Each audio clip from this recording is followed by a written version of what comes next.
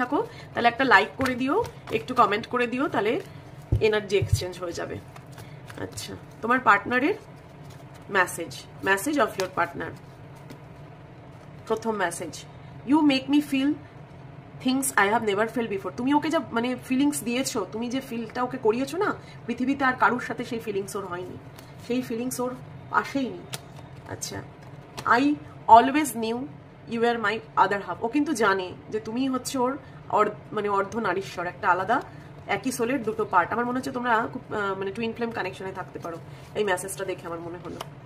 আচ্ছা, next message, I believe we are meant to be together. ও মনে করে যে যতই ঝড় আসুক ঝাপটা আসুক, ওরা কিন্তু মানে ও যেহেতু ঈশ্বরের সারেন্ডার করছে, জাস্টিস কার্ড কিন্তু ঈশ্বরের সারেন্ডারও বলছে, ঈশ্বরের কাছে কিন্তু ও প্রার্থনাও করছে, এবং এই ঈশ্বরের সারেন্ডার করছে বলে ও মনে করছে যে একদিন ঈশ্বর ঠিক তোমাদের এক করে দেবে। Next message, your presence in my life has turn my world upside down. মানে ওকে পুরো নাড়িয়ে দিয়েছে, বুঝেছো? তোমার প্রেজেন্সটা ওর জীবনে ওকে পুরো মানে কি বলে অ্যাওয়েকেন করে দিয়েছে, সেটাও বুঝতে পারছে, কিন্তু কিছু করার নেই।